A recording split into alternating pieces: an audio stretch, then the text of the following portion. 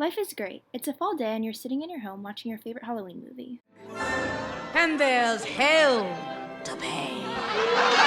I That is when you hear a knock on your door and the doorknob begins to jiggle.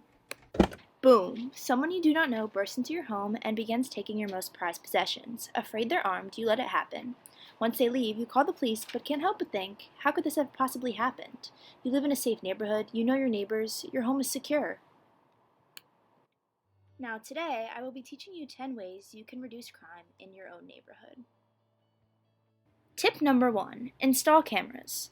Criminals will likely avoid an area if there's a high probability of getting caught. Even if they cover their face, there are many qualities that forensic investigators examine on camera footage that can help them determine who the perpetrator is. For example, if you catch footage of an individual, something as frivolous as a distinct walk can get the individual caught. Hence, installing cameras is a great way to deter crime around your home, but also an easy way to catch criminals after a crime has been committed. Tip number 2. Keep your neighborhood clean. There's a theory in criminology called the broken windows theory. Small signs of disarray, like graffiti, physically broken windows, and unkept streets, show criminals that the community is not one with a heavy police presence. In turn, criminals are more likely to commit crimes in a place where they believe it is less likely that they will be caught, causing them to gravitate towards towns and neighborhoods that look poorly maintained. Tip number 3. Participate in community policing. Community policing is a form of policing where the police develop relationships with members of the community. This includes more officers on patrol within the community to increase feelings of safety, having conversations with officers, and participating in events that your local police run. Take a look at this graph posted by the Wall Street Journal. In New Haven, Connecticut, the homicide rates decreased substantially in a 4-year period after implementing a community policing program. Tip number 4. Reach out to your local politicians about your concerns and ask, what will you do? As we know, a lot of politicians can be, well, difficult. By directly reaching out to them about your concerns regarding crime in your neighborhood, they are forced to take some sort of responsibility. Because many will do anything to be reelected, it is likely that they will take initiative in your community with just a simple phone call. If not, spread the word. Tell others in your community to call as well. The more voices heard, the more likely change will occur. Tip number 5. Urge for signage in your neighborhood.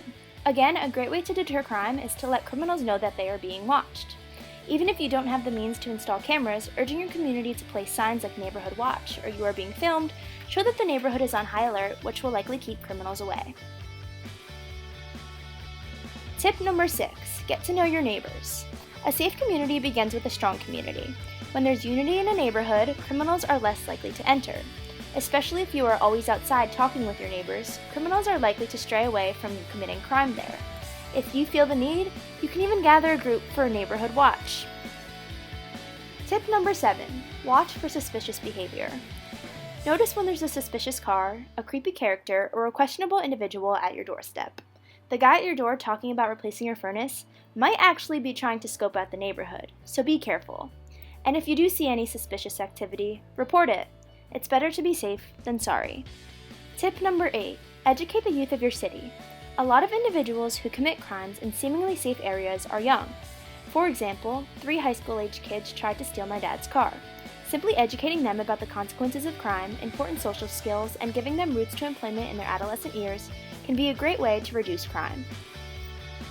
Tip number 9. Treat those with a criminal background as regular citizens. One of the main issues with the criminal justice system is the stigma that surrounds individuals who have been previously incarcerated. When the public views them as dangerous, they are less likely to find jobs, feel accepted, and are less likely to become functioning citizens of society. Treating them as inferior is actually more likely to push them towards committing more crime. Tip number 10. Know your power. Crime is bound to happen, but there are many steps you and I can take to deter crime from the places we call home. At the end of the day, taking initiative and recognizing your power within your city can make all the difference. So, on that night, you might have lost your purse, laptop, and car, but you also learned a few things. 1. Maybe next time to fight back a little. And 2. That anyone can be a victim of crime. You, me, your loved ones, your neighbor, your 5th cousin. And so I urge you, don't wait. Prevent it from happening now.